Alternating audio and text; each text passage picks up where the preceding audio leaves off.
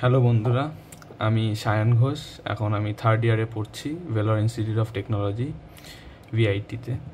তো আমার আজকে থেকে আমি একটা চ্যানেল স্টার্ট করতে যাচ্ছি, স্টাডি বাডি, যেটা মেইনলি হচ্ছে আমি স্টার্ট করছি মেইন কারণ হচ্ছে যাতে আমি আমার নলেজ আমি এই পর্যন্ত যা গেইন করেছি একটু তোমাদের সাথে শেয়ার করতে, যাতে আমারও কিছু গ্রোথ হয় পার্সোনালি, এবং নলেজ শেয়ার করার মাধ্যমে আমার যেটা ভুল বা কিছু যদি আমি না শিখে থাকি তোমাদের মাধ্যমে যাতে আমার কাছে আসতে পারে, আবার এবং আমি যেটুকু শিখেছি তোমাদের মাধ্যমে আমি পাস করতে পারি। তো আমি স্টার্ট করতে যাচ্ছি ডিএসএ সিরিজ, যেটা চেষ্টা করব যতটুকু সম্ভব আমার পক্ষে আমি তোমাদের সামনে তুলে ধরার জন্যে। তো ফার্স্টে আজকে আমি যেই টপিকটা নিয়ে কথা বলতে চাচ্ছি সেটা হচ্ছে লিনিয়ার সার্চ। তো প্রথমে আমি লিনিয়ার সার্চ, আস্তে আস্তে বাইনারি সার্চ পরের ভিডিওতে, তারপরে সর্টিং অ্যালগরিদম, এভাবে আস্তে আস্তে আমি ডিপে যাব। তোমরা যত সাপোর্ট করবে আমাকে, আমি তত মোটিভেটেড হব ভিডিওগুলো করার জন্যে, এবং চেষ্টা করব যাতে কোনো তোমাদের সামনে আমার যেই নলেজগুলো আছে আমি একটু তুলে ধরতে পারি। তো চলো আজকে স্টার্ট করি লিনিয়ার সার্চ দিয়ে। ঠিক আছে, তো লিনিয়ার সার্চ তোমরা মোটামুটি যারা ডিএসএ স্টার্ট করেছো সবাই জানো লিনিয়ার সার্চ হচ্ছে একটা সার্চিং অ্যালগরিদম, যেটা আমরা মেইনলি ব্যবহার করি হচ্ছে অ্যারে এবং লিস্টে আমরা মেইনলি এই সার্চিং অ্যালগরিদমটা ব্যবহার করি। যদিও এটা বাইনারি সার্চের থেকে একটু কম এফিশিয়েন্ট, বাট এটা এই সার্চিং অ্যালগরিদমটাও খুবই ইম্পর্টেন্ট বলতে পারো। তো চলো আমরা একটু দেখে নিই একটা অ্যারে বানিয়ে এবং বেসিক কোড লিখে। তোমরা হয়তো বা কেউ সিতে কমফোর্টেবল, কেউ জাভাতে, কেউ C++-এ। তো আমি চেষ্টা করব যেইটাতে যেই কমফোর্টেবলটা তোমরা পাও সেটা তোমরা নিজেদের মতো করে নিতে পারবে। জাস্ট আমি বেসিক কোডটা লিখে চেষ্টা করব তোমাদের সামনে তুলে ধরতে। যেহেতু আমি জাভা একটু বেশি কমফোর্টেবল, আমি চেষ্টা করব তোমাদের বেসিক গাইডটা দিতে, যাতে তোমরা তোমাদের মতো কোডটা নিজেদের মতো লিখে নিতে পারো। বাট প্রথমে আমরা একটু দেখবো যে লিনিয়ার সার্চ কিভাবে কাজ করে। তো চলো দেখা যাক। একটা আমি অ্যারে বানিয়ে নিই।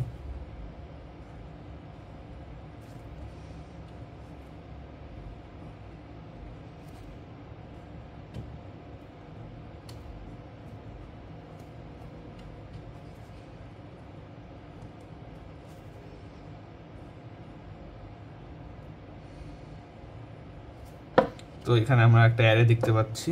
এই অ্যারেটাতে আমি এখন ইন্ডেক্সগুলো দিয়ে দিচ্ছি। ইন্ডেক্স তোমরা বুঝোই, যেমন নর্মালি আমরা তোমরা যখন ফার্স্ট এই ডিএসএ স্টার্ট করেছো দেখেছো ইন্ডেক্স, একটা অ্যারেতে ইন্ডেক্স থাকে, যেমন এটা 0th ইন্ডেক্স, এটা 1 ইন্ডেক্স, 2 ইন্ডেক্স, 3 ইন্ডেক্স, 4, 5, 6, আরেকটা নিয়ে নিই আমি 7th। সো 7টা ইন্ডেক্সের, মানে এখানে টোটাল ভ্যালু হচ্ছে 8টা, কিন্তু আমরা 0 থেকে কাউন্ট করছি জন্যে এখানে আমরা দেখতে পাচ্ছি যে হচ্ছে তোমার ইন্ডেক্স হচ্ছে 8টা।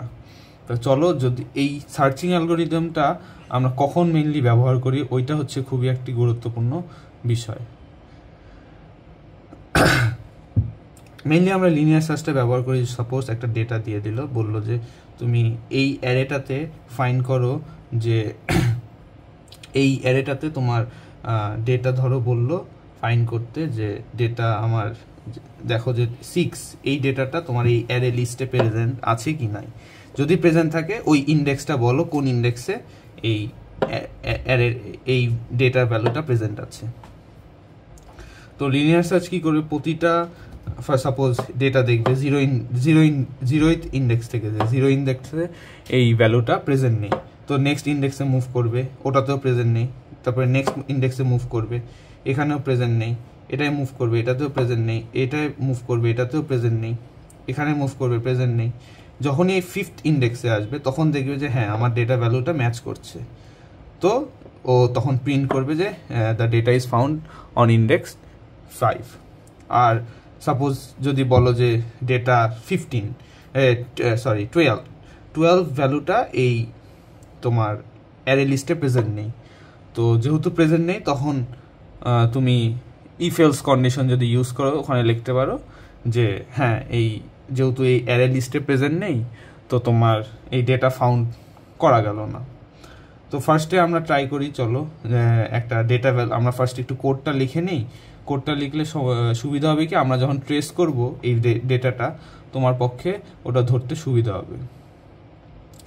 তো তুমি যদি জাভা দিয়ে করো বা সি, যা বললাম সি, সি প্লাস প্লাস, যেটা দিয়ে করো, পাইথন যেটা দিয়ে করো, তোমরা একটা ফাংশন ক্রিয়েট করে নিতে পারো, তারপরে মেইন ফাংশনে ওই ফাংশনটা কল করতে পারো। এটা দিলে তোমার বারবার তোমার ওই একই ফাংশনের মধ্যে যদি তুমি ওই কাজটা করো, তাহলে মানে আলাদা আলাদা ফাংশন ক্রিয়েট করলে তুমি জাস্ট কল করলে তোমার জন্য ইজি হবে ওই ইয়াটা মানে তোমার এই ডেটাটা সার্চ করা। তো চলো ফার্স্টে আমরা একটু দেখে নিই। আমি যেহেতু বললাম যে জাভাতে একটু কমফোর্টেবল, আমি জাভাতেই চেষ্টা করব, আমি কোডগুলো বোঝানোর চেষ্টা করব, সাথে তোমরা যাতে অন্যটায় কমফোর্টেবল ফিল করো। তো মেইনলি যেহেতু আমি লিখবো কোডটা, তো কোডটা হচ্ছে আমি মেইন পার্টটা লিখবো, ঠিক আছে? তো চলো, যেমন আমি একটা ফাংশন ক্রিয়েট করলাম লিনিয়ার সার্চ, এটা আমার একটা ফাংশন। এখানে আমি যেহেতু জাভায় বলছি, তো লিখতে পারি যে আমি একটা অ্যারে নিব এবং আমার যে টার্গেট, যেমন ডেটা, এটা আমার যেহেতু ইন্টিজার ভ্যালু, তো আমি ইন্ট লিখতে হবে। তোমরা যদি কোনো পয়েন্টের ভ্যালু লেখো তো ফ্লোট লিখবা। তো এরকম তোমরা স্ট্রিং, কিন্তু এটা কিন্তু স্ট্রিংয়েও ব্যবহার হতে পারে, যে একটা অ্যালফাবেট প্রেজেন্ট আছে নাকি নাই, তখন তুমি স্ট্রিং লিখতে পারো, ঠিক আছে? তো এরকম টার্গেট, আমার এই টার্গেট বা ধরো ডেটা, যেটা ইচ্ছা তোমরা, টার্গেট ভ্যালু যেটা, ওটা তোমরা লিখতে পারো। এটা হয়ে গেল, এবং আমি একটা লুপ স্টার্ট করতে যাচ্ছি। লুপটার কাজটা কি হবে? লুপটা তোমার 0th ইন্ডেক্স থেকে 7th ইন্ডেক্স পর্যন্ত লুপটা ঘুরবে, ঘুরে ঘুরে যে বললাম এটাতে প্রেজেন্ট না, প্রেজেন্ট না, প্রেজেন্ট না, প্রেজেন্ট না, এখানে যখন প্রেজেন্টটা হ্যাঁ প্রেজেন্ট বললো, তখনই ওই লুপটার কাজ হচ্ছে একটার পর একটা ইন্ডেক্স বাই ইন্ডেক্স ঘুরবে, যেখানে প্রেজেন্ট পাবে ওখানে প্রিন্ট করে দিবে। তো লুপটা খুবই সোজা, তোমরা তো সবাই এখন লুপের সাথে পরিচয় হয়ে গেছে। তো লুপটা কি, যেমন আমি একটা লুপ স্টার্ট করব 0 থেকে, যেমন লুপটার লেন্থ হবে হচ্ছে অ্যারের যে লেন্থ আছে ওটার পর্যন্ত, ঠিক আছে? এই এবং একটা একটা করে বাড়বে, এই প্লাস প্লাস মানে হচ্ছে একটা একটা করে বাড়া, একটা একটা করে যাবে, একটা একটা করে তোমার প্রতিটা ইন্ডেক্সে ঘুরবে যে এই ডেটাটা প্রেজেন্ট আছে কি না। যদি এটা গেল, এখানে আমি ফরের মধ্যে কি লিখছি, ইফ অ্যারে যেটা আমি স্টার্ট করেছি, তো এখানে অ্যারে ডট লেন্থ, বা তুমি এখানে যদি অ্যাড লেখো, এখানে আমি একটু অ্যারে লিখে দিই, অ্যারে না লিখে অ্যাড, ছোট শর্টকাটের জন্য আমার অ্যারে। এখানে আমি ইন্ডেক্সটা নিলাম, যদি এই ডেটাটা মানে আমার যে প্রতিটা ঘুরছে, যেমন 0th ইন্ডেক্স i0 থেকে স্টার্ট হয়েছে, i0তে বা i1 2 3 4 যে ইন্ডেক্সে প্রেজেন্ট, ওইটা যদি আমার টার্গেট ভ্যালু সমান হয়, ঠিক আছে, তাহলে তোমরা রিটার্ন করে দেবা, আইটাকে রিটার্ন করবা। আইটা রিটার্ন করা মানে কি? আইটা রিটার্ন করা মানে হচ্ছে কোন ইন্ডেক্সে প্রেজেন্ট। আই যেহেতু 0 থেকে স্টার্ট হয়েছে, যদি আমার যেহেতু এখানে এই ক্ষেত্রে আমার 5th ইন্ডেক্সে প্রেজেন্ট, তো আই রিটার্ন করা মানে i5টা আমাকে রিটার্ন করে দিবা। এখানে আমি এটা এন্ড করব, তারপরে আমি লুপটাও এন্ড করব, এন্ড করে আমি লিখে দিব রিটার্ন -1 বা তোমরা ব্রেক, যেটা ইচ্ছা। বাট অন্য কোডিংয়ে জাভাতে আমরা -1টা লিখি। তো যদি যখন -1টা মানে হচ্ছে যদি পাওয়া না যায়, পুরা অ্যারে লিস্টটা ঘুরে দেখলা যে আমার ডেটা ধরো 12, যেটা আমি এক্সাম্পল দিয়েছিলাম, 12 যদি প্রেজেন্ট না হয়, তখন তোমরা ওই -1টা, ঠিক আছে? এটা হচ্ছে তোমার মেইন ফাংশনটা, মেইন ফাংশন, এটা হচ্ছে তোমার যেই ফাংশনটায় লিনিয়ার সার্চটা তুমি পারফর্ম করবে, এটা হচ্ছে তোমার ফাংশন। এখন তুমি কি করবা, আমরা হচ্ছে নেক্সট পেজে যা দেখে নিই।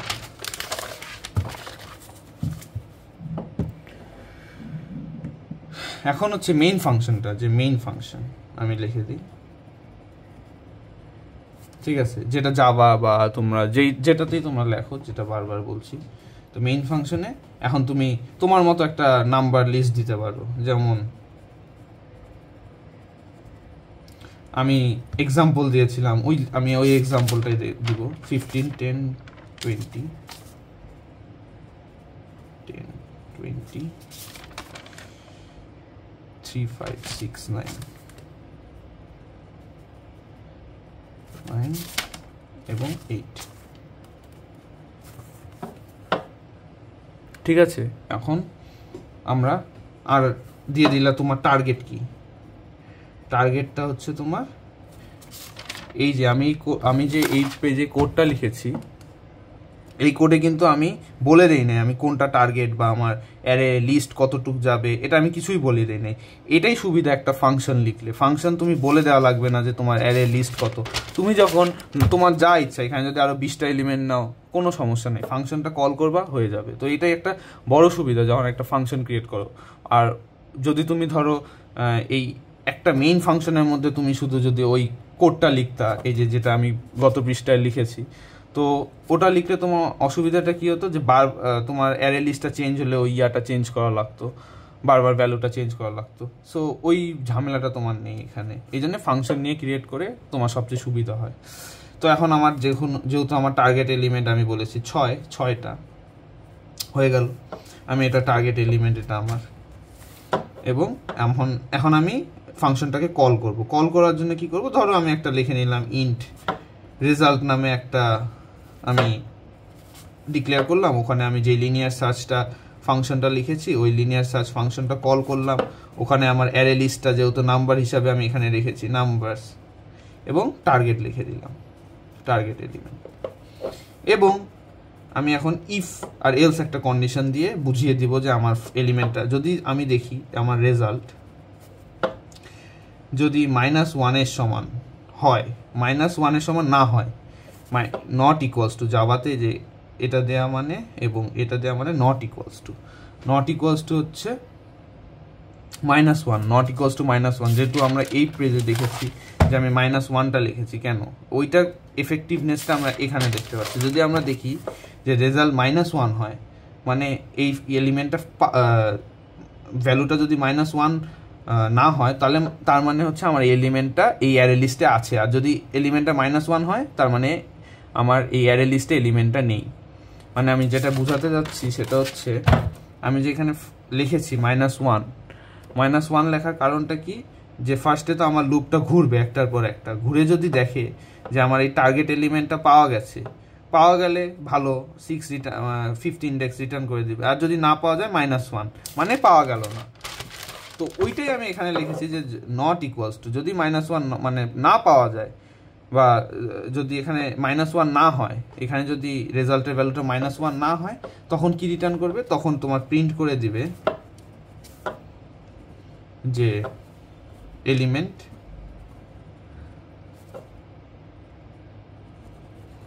Found at index